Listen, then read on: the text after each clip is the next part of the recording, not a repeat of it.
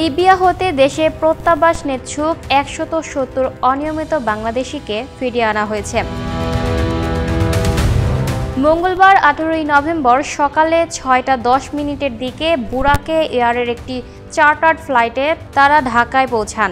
লিবিয়াস্থ বাংলাদেশ দূতাবাস, পররাষ্ট্র মন্ত্রণালয় এবং প্রবাসী কল্যাণ ও বৈদেশিক কর্মসংস্থান মন্ত্রণালয়ের মাধ্যমে লিবিয়া সরকার ও আন্তর্জাতিক অভিবাসন সংস্থার সহযোগিতায় তারা দেশে ফেরেন।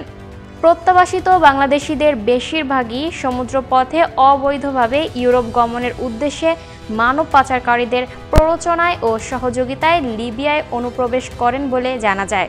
তাদের অনেকে লিবিয়াতে বিভিন্ন সময়ে অপহরণ ও নির্যাতনের শিকার হয়েছিলেন বলে অভিযোগ রয়েছে। এদিন পররাষ্ট্র মন্ত্রণালয় সহ সংশ্লিষ্ট মন্ত্রণালয় ও আন্তর্জাতিক অভিবাসন সংস্থার কর্মকর্তাগণ তাদের বিমানবন্দরে অভ্যর্থনা জানান। জনসচেতনতা বৃদ্ধির লক্ষ্যে দুর্বিষহ অভিজ্ঞতা সম্ভাব্য সকলের সাথে বিনিময় করার জন্য পররাষ্ট্র মন্ত্রণালয়ের পক্ষ থেকে তাদের অনুরোধ জানানো হয়।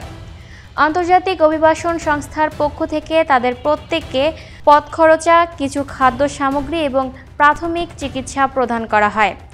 লিবিয়ার বিভিন্ন ডিটেনশন সেন্টারে আটক বাংলাদেশিদের নিরাপদে ফেরাতে পররাষ্ট্র মন্ত্রণালয়, লিবিয়াস্থ বাংলাদেশ দূতাবাস, প্রবাসী কল্যাণ ও বৈদেশিক কর্মসংস্থান মন্ত্রণালয় এবং আন্তর্জাতিক অভিবাসন সংস্থা একসাথে কাজ করছে। Lucky Akter, up to date news, Dhaka.